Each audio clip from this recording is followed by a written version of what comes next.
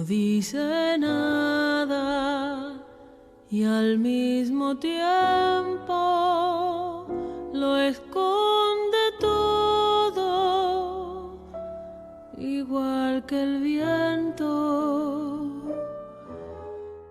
Muy buenas noches, y acá estamos encontrándonos nuevamente en este Decires en el que pareciera que es inagotable esto de decir de mil maneras la cultura y todo lo que encerramos y englobamos dentro, porque dentro de la cultura también está la educación, y cuando hablamos de educación en un mes como septiembre, es un mes muy especial. Tenemos el Día del Maestro, el Día del Profesor, la Noche de los Lápices, montones de cosas que hacen y de momentos que hacen a la memoria, que hacen a esta cuestión de obligarnos a pensar y reflexionar en tiempos en los que la educación pública parecería que está tan golpeada, que la golpean tanto, en tiempos en los que es tan difícil definir algunas cosas.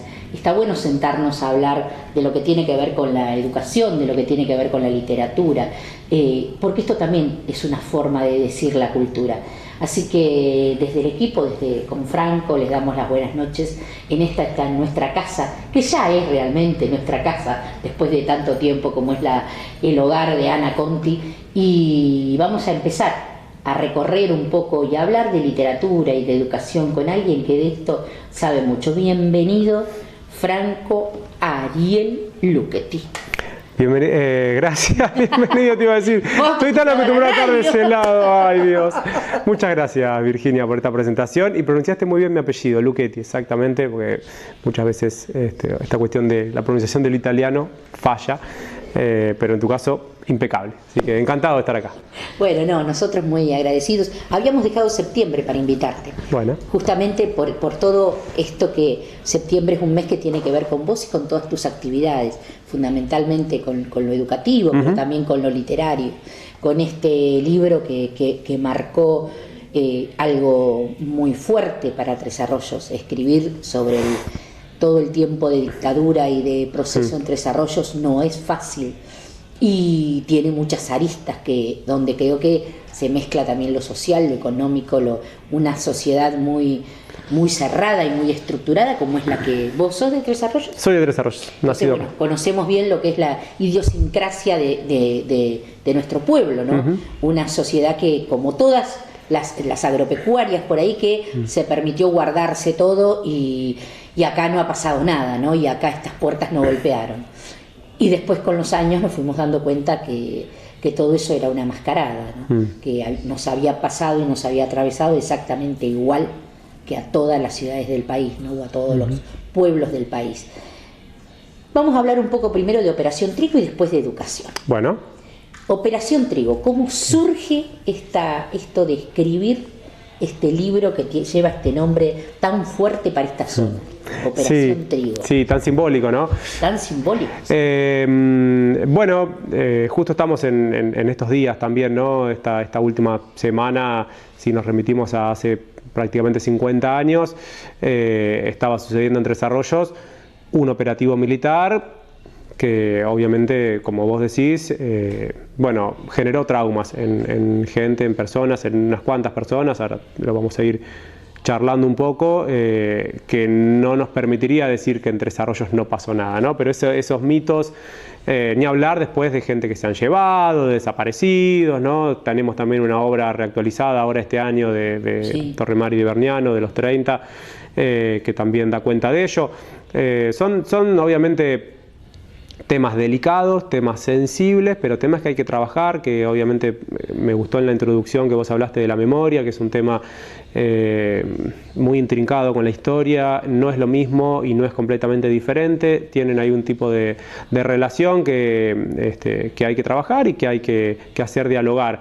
Y este trabajo surgió hace ya unos 3 años aproximadamente. Sí, 3 años y pico, en el marco de mis estudios, cuando yo estaba haciendo el profesorado en Historia, en el Instituto 167, Instituto de Formación Docente 167, acá de Tres Arroyos.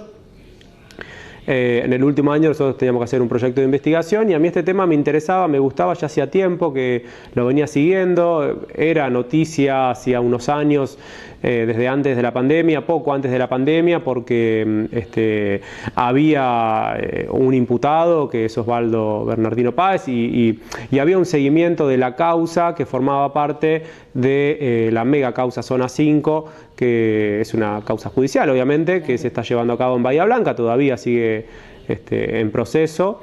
Y bueno, se empezaba a hablar de la Operación Trigo y se hablaba de lo que había sucedido y si sabía poquito y de quiénes habían sido indagados, quiénes habían sido llevados a la comisaría, qué había pasado con tal o cual y por qué el Salón Blanco y bueno, no sé, se mencionaban cosas que a mí me parecía que estaba como todo muy agarradito de los pelos y no se terminaba de dar forma bien al relato o la reconstrucción por lo menos de qué es lo que había pasado y bueno, qué interpretación podíamos hacer de eso. Lo que yo intenté en el libro a partir de todo un proceso de investigación que terminó en esto, que lo si la cooperativa editorial Caravana, es una especie de ensayo histórico, no es una tesis, es si querés una tesina más breve o un ensayo, donde bueno, yo reconstruyo a partir de investigación tanto bibliográfica como de fuentes orales, de testimonios de las personas que prestaron su testimonio para la reconstrucción de esto, tanto por haber sido testigos directos como indirectos del caso, ¿no? Y bueno, la investigación fue avanzando, terminó 1 año y medio después aproximadamente. Yo entregué mi investigación, terminé mi investigación y después me contactaron de la editorial que les había llegado, que les gustaba, que les interesaba y bueno, tenían la intención de publicarlo y bueno, se publicó y llegó por suerte a más personas, así que el ámbito del instituto, ¿no? Claro, hablamos de esto bueno, qué difícil es investigar sobre algo que ocurrió en el propio pueblo donde uno nació, creo que porque de alguna forma nombres que surgen, apellidos, todo de alguna manera tiene que ver con uno, aunque sea indirectamente. Sí. O con algún conocido de uno o con algún familiar de uno. No es qué difícil abstraerse, ¿no? Digo, como escritor para poder realmente ir solo al hecho puntual, desprendido de lo emocional, ¿no? Sí, o también ese punto de vista es cierto que se pone en juego.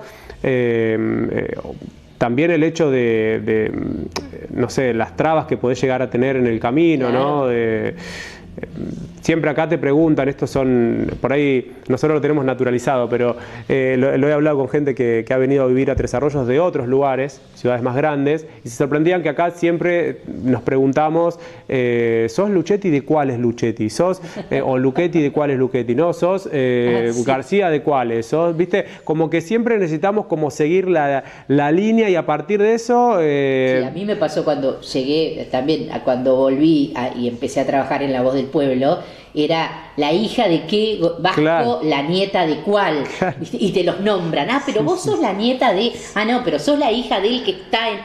Y si no soy yo, quiero hacer claro. mi camino, mi recorrido, pero, bueno, pero eso, es ¿viste? Difícil, que ahí tenés sus pros y sus contras. ¿Te abro o no te abro la puerta? Totalmente, ¿viste? Totalmente. Y entonces eso era una cuestión que nosotros atendíamos con quien me dirigía el trabajo, que era Ignacio García Zurita, es un profesor de historia también acá, es director del Colegio de Padres, del nivel secundario del Colegio de Padres, y me dirigió esta investigación, me ayudó, me orientó, o me fue haciendo también, abriendo ventanas como para ver por dónde podíamos llegar, porque siempre una investigación, sí. Esto es un producto terminado, pero cuando vos empezás, viste que tenés que ir acotando muy bien todo lo que vas a hacer, qué tema, qué problema, con qué preguntas vas a trabajar, viste, con qué fuentes vas a trabajar, sí. Y eso chequearlas, porque sin también, duda, sí.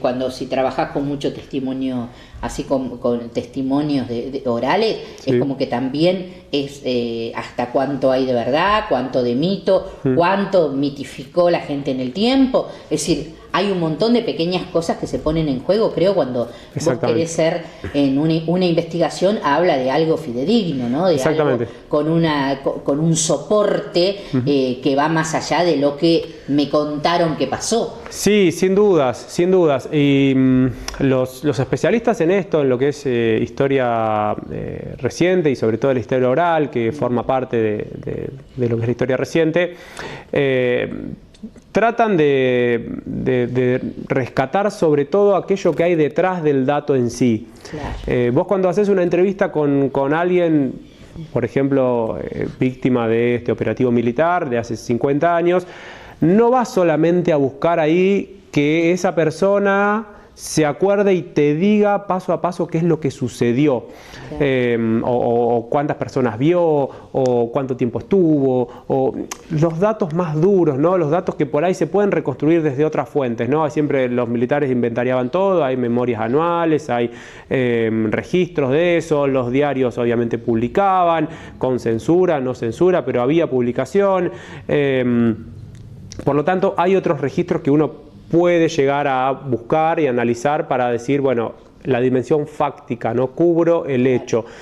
Y vos en esos testimonios, en esas charlas, buscás algo más. ¿Qué hay detrás de todo eso, ¿no? ¿Cómo lo vivió la persona? ¿Qué experiencia atravesó?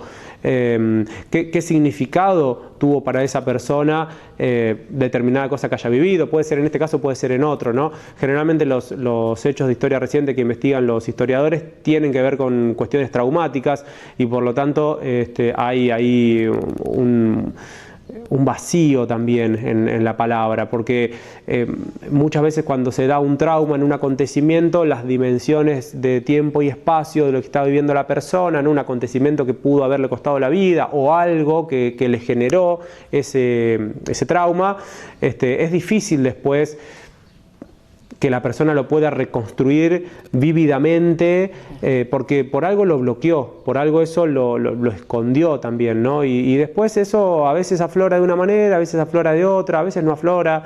Claro, sí. Y uno trata de buscar ese detrás del hecho en sí en estos testimonios. Eso es lo rico desde mi punto de vista y de lo que he ido aprendiendo, obviamente, y leyendo de las personas que se dedican a esto, de lo que hay que tratar de buscar, porque bueno, ya te digo, hay después registros de lo demás. Entonces uno si se pone en, bueno, vos me dijiste que esto que viviste pasó un jueves, pero en realidad yo acá encontré en tal documento que pasó el martes, o sea, me estás mintiendo, ya no creo en todo tu palabra.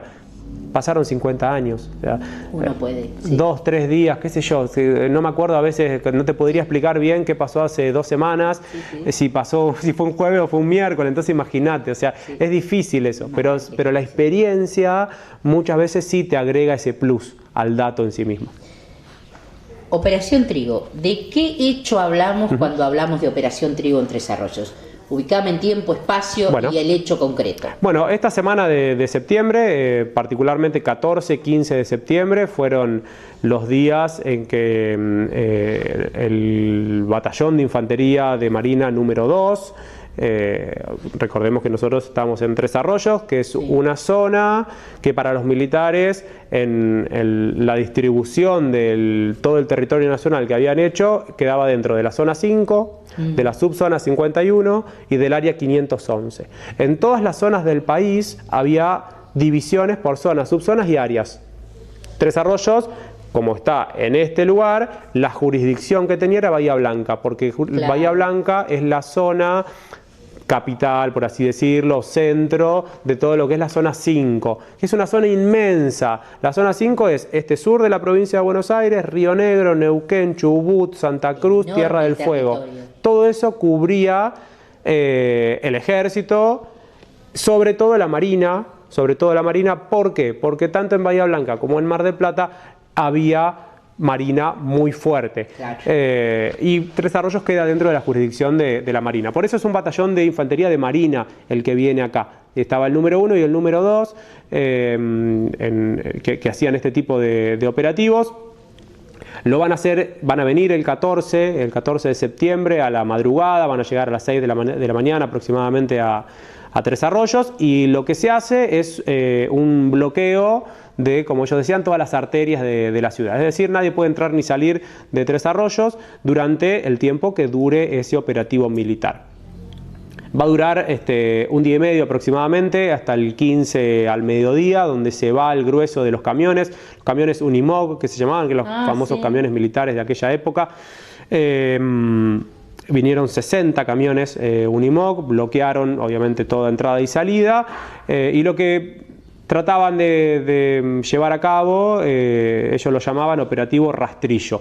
Es decir, ir casa por casa, loteaban por quinteo y averiguaban antecedentes y se fijaban quiénes eran las personas y en qué estaban metidos. Y bueno, ellos llamaban a eso averiguación de antecedentes. No fue algo particular que haya sucedido en Tres Arroyos por lo cual vinieron a hacerlo, sino que eran operativos para ellos de rutina. Tomaban esta ciudad, tomaban la otra. Sí, vos sabés que los militares tenían varios tipos de formas de proceder. Estamos hablando puntualmente de 1976, de última dictadura militar. Fundamentalmente son los primeros 6 meses y están desarrollando toda esa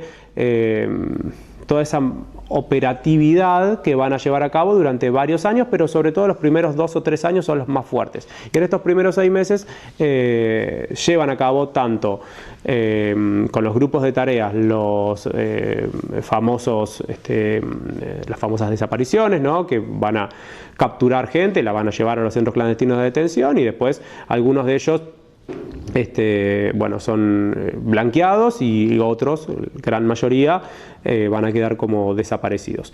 Después estaban los operativos de seguridad y estaban los llamados planes de acción cívica. O sea, tenías operativo militar que lo llevaba a cabo la Fuerza Armada, podía ser cualquiera de las 3 armas, contra lo que ellos decían la subversión abierta, contra lo que ellos identificaban directamente como un grupo ligado a alguna organización armada, y ahí tenían un determinado tipo de acción, que eso está todo estipulado en los reglamentos internos que tienen los militares, para proceder contra ellos. Después tenían los operativos de seguridad que se llevaban generalmente contra la población civil, y la manera de proceder es diferente también que contra los elementos subversivos que ellos entendían de esa manera. Te estoy hablando también con el lenguaje de la época, ¿sí? Sí.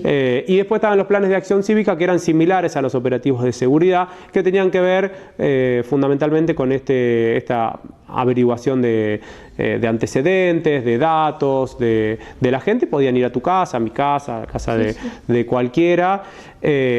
Lo cierto es que en lo que sucedió en Tres Arroyos en esas jornadas, a los que detuvieron realmente, que fueron 27 personas, 22 varones y 5 mujeres,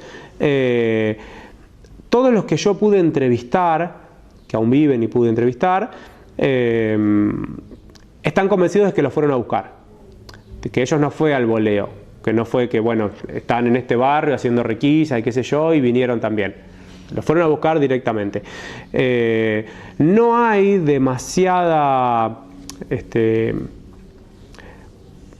registro, documentación o claridad en que efectivamente hayan hecho el rastrillaje que señalaban las páginas de La Voz del Pueblo en aquel momento. Obviamente lo que publicó La Voz del Pueblo, que empieza a publicar el 16 de septiembre y el 17 de septiembre también, estaba claramente dirigido por Osvaldo Bernardino Páez, que fue el militar que lideró este operativo. Osvaldo Bernardino Páez era un teniente coronel del ejército, era presidente de un consejo de guerra especial, se llamaba, Consejo de Guerra Especial de la Subzona 51, un hombre que había tenido entrenamiento 10 años antes, 12 años antes, en 1964, en la Escuela de las Américas, que funcionaba en Panamá, funcionaba, formando militares de toda Latinoamérica en lo que es la doctrina antisubversiva y con el manual de contrainsurgencia de los franceses que habían desarrollado en los años 50 o en sus guerras coloniales o anticoloniales. Y bueno, era una escuela dirigida por generales y militares de los Estados Unidos que traían aquellas enseñanzas de los militares franceses y allí lo que fundamentalmente enseñaban eran métodos de tortura, formas de ablandar a prisioneros, maneras de desarrollar una guerra irregular, digamos, una guerra que ellos llamaban no convencional, era una guerra contra elementos que estaban escondidos, no era un ejército contra otro ejército, sino que funcionaba diferente. Y todo eso está avalado después en lo que se llama Doctrina de Seguridad Nacional en Argentina, que tiene un enemigo interno, que ese enemigo interno es ideológico. En ese caso tenemos una guerra fría, comunismo, capitalismo, y entonces el enemigo comunista se combate ideológicamente y también ya en ese momento militarmente, desde que los militares dan el último golpe de Estado. Y Entre Arroyos obviamente no queda exento. Sucede esto, que es para ellos un operativo de los 49, si no recuerdo mal, son 49 operativos similares. El mismo día que se hace acá se hace en Villarino también, pero desde junio, el 2 de junio habían dado la orden y todos esos meses hicieron 49 operativos en todo lo que es la zona 5. Siempre hacían estos operativos combinados. Acá tenías fundamentalmente que vino el batallón de infantería de marina número 2, pero también estaba la policía de la provincia de Buenos Aires. La policía provincial, junto con el batallón de infantería de marina. En esa época era la maldita policía. Bueno, claro, exactamente. Coordinado, hacían un operativo que ellos llamaban conjunto. Y bueno, desarrollaron todo esto y yo ahí voy tratando de reunir algunos testimonios de los filamentos que fueron quedando de aquello. Te propongo ir a un corte porque ya Franco empezó a hacer señas. Cuando Franco hace señas, yo no quiero estar en... Está bien, hay que hacerle caso a él. Hay que hacerle caso, él manda. En el territorio imagen es de él. Así que, y enseguida volvemos para hablar de esto que es sumamente interesante porque es esa parte de la historia que los tresarroyenses a veces nos cuesta tanto ver, o que nos sentimos que somos una isla y en realidad nos atravesó la dictadura cívico-militar eclesiástica exactamente igual que a todos. Volvemos enseguida, Franquito.